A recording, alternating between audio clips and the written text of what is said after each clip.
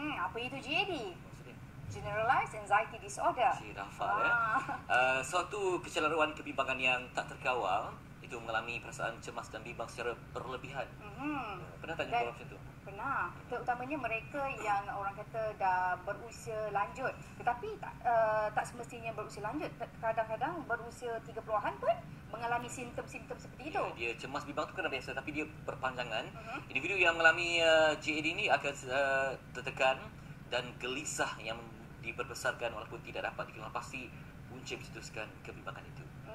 Dan individu yang menghidapi kecelaruan ini biasanya menjangkakan sesuatu bencana dan terlalu bimbang akan permasalahan seperti hal kesihatan, wang, kematian, masalah keluarga, kawan dan sebagainya. Sedangkan hal-hal itu tak terjadi. Antara gejala-gejala atau simptomnya lesu, gelisah, sakit kepala, mual, sukar menumpukan perhatian, kebas di bahagian tangan dan kaki, ketegangan otot dan sukar tidur ataupun insomnia, membawa kepada gangguan panik yang menimpa secara tiba-tiba dan segera berulang tanpa sebarang sebab dan amaran, dan tak dapat dijangka dan diikuti oleh keadaan seperti kemurungan dan menjadi satu fobia sehingga kan menyekat kehidupan sosial seorang individu. Dan jadi kalau anda ada sebarang tanda-tanda tu, hati-hati. Sebab saya pernah jumpa orang yang dia takut naik pesawat, dia berpeluh, menangis, resah, gelisah. Jadi orang yang tengok pun rasa macam pengaruh juga kan? Betul. Dan ini juga bukan hanya untuk mereka yang mengalami simptom-simptom ini sahaja, tetapi kepada orang sekeliling juga perlu ambil tahu ini, sebab bagaimana kita untuk bertindak jika keluarga kita ataupun kawan-kawan kita terkena dengan masalah ini. Untuk Generalized Anxiety Disorder bersama dengan Profesor Madya Dr. Muhammad Mohsin. Selamat pagi. Selamat pagi. Assalamualaikum. Pagi ni ya? Ya. Jumpa lagi kita. Okey. Doktor, penting untuk kita bicarakan benda ni. Sebab hari ni pun kita tengok ada dalam akhbar di mana ada yang terjun bangunan tingkat 26 ya. Sebabkan gagal menyusu. Alasan yang kita dengar ni, tapi itu mungkin faktornya. Mungkin secara peringkat awal tadi kita berikan sikit informasi tadi. Doktor nak perjelaskan lanjut lagi tentang GAD. Okey, GAD, Generalized Anxiety Disorder, itu nama macam medical lah nama ni. Tapi bahasa biasa kita boleh katakan macam satu sindrom kerisauan yang menyeluruh lah. Maksudnya dia punya sindrom tu ataupun tanda-tanda kegelisahan, kerisauan tu bukan satu perkara-perkara tertentu, tetapi kepada macam-macam keadaan. Tadi sudah bagi contoh yang baik tadi lah. Contohnya masalah kadang-kadang kewangan dia. So saya pernah jumpa macam contohnya dia memang ada banyak wang dalam bank, tetapi dia risau. Dia kata kalau dalam masa 3-4 bulan lagi dia tak mampu bayar dan dia akan bankrupt sebab dia ada hutang, sedangkan dia daripada keadaannya dia mampu bayar dan tak ada masalah selama ni. Tapi sebab masalah kerisauan tadi dia jadi macam tu. Begitu juga macam masalah kesihatan, dia mungkin ada masalah darah tinggi dan sebagainya, hypertension, tetapi semua dalam keadaan baik semua, tapi dia risau nanti dia jadi stroke lah apa. Jadi kalau lihat contoh-contoh saya bagi tadi, keadaan semuanya sebenarnya terkawal, tetapi penerimaan terhadap keadaan ni dia kata everything going to be disaster. Semua akan jadi teruk, semua akan jadi tak keruan, benda-benda yang berlaku di sekitar dia, keluarga, keuangan, ataupun macam kerja. Contohnya dia rasa macam dia tak berkemampuan kerja seperti sepatutnya. Jadi sebenarnya semua orang menghadapi kerisauan, anxiety. Siapa tak risau esok nak exam ke kan? Kalau tak ada risau tu, tak ada motivasi atau driving factor untuk nak buat perkara itu dengan baik atau bersedia. Tetapi orang yang ada kerisauan melampau ni bukan sekadar dia anticipate, ada menjangkakan sesuatu, tapi menyangka sesuatu yang negatif terhadap perkara yang berlaku, walaupun bukti-bukti sebelum ni dan dia pun banyak mungkin tak sampai ada pengalaman ataupun hormon ke apa. Okey, faktor ni memang orang kata multifactorial lah. Maknanya okey, hormon tu mungkin ada satu juga faktor. Contohnya dia bila jadi anxious tu, jadi risau, adrenaline dia akan naik, tekanan darah dia akan ni, jadi dia akan menggigil. Physical symptom tu ada. Kadang kalau kita risau, perut kita pun jadi macam butterfly in the stomach, rasa macam tak selesa dalam perut dan sebagainya kan, pernafasan laju. Itu physical symptom. Tetapi ada juga cognitive symptom kita panggil, macam dia tak boleh memfokus untuk perkara yang dia buat. Sedangkan dia okey, tapi sebab dia mungkin semalam musyarat, contohnya dia ada diberi satu task yang lebih serius dan di mana mungkin pada masa itu ada banyak faktor-faktor lain lagi, contohnya masalah keuangan, masalah keluarga dan sebagainya lah. Jadi bila banyak sangat perkara-perkara ni, kalau orang yang ada masalah ke JAD tadi, dia boleh jadi penyakit tu. Jadi ini membezakan yang saya kata tadi, risau biasa dengan risau yang bermasalah berpenyakit. JAD ni hanya tertumpu kepada sesuatu gender saja atau bagaimana? Perempuan ke ataupun lelaki? Ini menarik. Kebanyakan kalau ikut dia punya statistik menunjukkan ramai wanita daripada lelaki, pada 2 to 1, 2 kepada 1, 2 perempuan lelaki.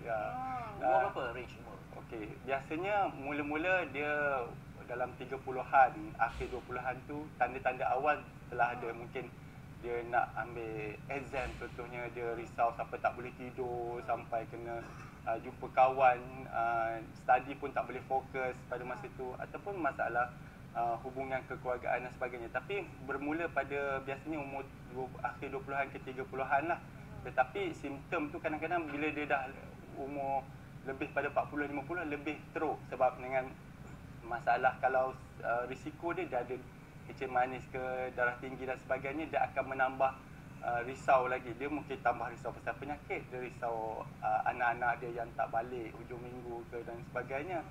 Dia mungkin risau financial security, nanti siapa nak tanggung dia kalau dia dah ni umur dah lanjut dan sebagainya. Jadi itu kadang-kadang kita nampak seolah-olah bila umur meningkat tu masalah kerisauan ni makin ketara.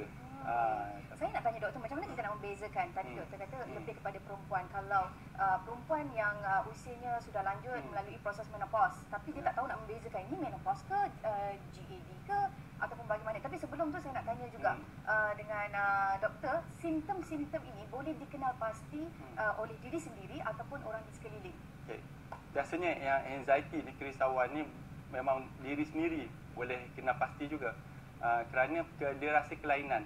Simptom ni kerisauan tak ada orang yang nak, sampai tak boleh tidur malam, sampai rasa keletihan, nak buat kerja pun tak berdaya, nak membuat kerja, menggigil dan sebagainya. Ada simptom-simptom ni dan sendiri merasakan bahawa ini berlainan daripada kebiasaannya. Jadi kebanyakan kes anxiety ni, kerisauan ni, JAD ni, dia sendiri boleh mengenal pasti. Walaupun kadang-kadang kita ni lebih menafikan ini sikit je, ini tak ada apa-apa kan kita kata. Tapi kadang-kadang tingkah laku kita tu orang lain boleh mentafsirkan dia macam je. Dia kata pergi kerja macam dulu motivasi tinggi, sekarang pergi kerja dia macam orang kata restless, dia tak boleh duduk diam, dia tak boleh memfokus pada kerja dan sebagainya. Atau perbualan tu macam topik dia tak dapat elak daripada menceritakan kegelisahan sahaja yang dialami. Jadi ini antara perubahan orang lain, kalau rakan ke atau ahli keluarga boleh pesan. Tetapi pada kebiasaannya individu sendiri ada rasa kelainan. Berkaitan umur ni sebenarnya dah lebih 50 kan perempuan. Ada tak dia diserang macam ni? Dia kalau dilihat daripada pemahatan itulah, daripada pemahatan saya di masa memberi rawatan, kita nampak umur bila dia meningkat tu lebih kerap. Tapi saya nak kata memang pattern tu memang lebih kepada wanita lah. Dan memang kalau ikutkan masalah orang kata afektif atau perasaan ni, kadang-kadang macam ini satu daripadanya, generalized anxiety disorder. Tapi kita ada macam social phobia, contohnya pergi tempat public jadi risau dan sebagainya. Macam mana kalau dia dapat isteri yang tiba diserang? Kalau isteri suami tak call pun menangis, benda-benda yang sebegitu, adakah itu GAD? Itu dia oversensitive. Itu banyak isu kena dilihat dengan lebih detail, sebab berbagai sebab juga boleh menyebabkan macam tadilah, kerana persepsi berubah dan sebagainya.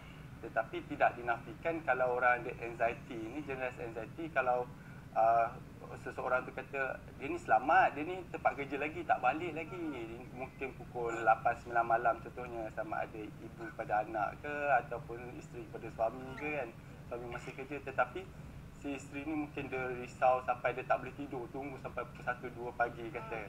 Satu daripada faktornya mungkin disebabkan kerisauan tadilah.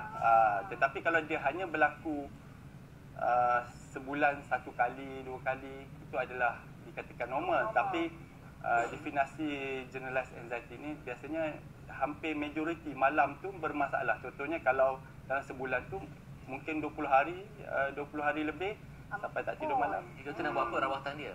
Kalau tapi dah lama telat kan, tapi macam mana dari segi psikologi? Okey, rawatannya biasanya of course kita sebagai rawatan psikoterapi yang kita katakan. Jadi biasanya rawatan CBT, Cognitive Behavioral Therapy, ataupun terapi yang berkait dengan tingkah laku dan kognitif.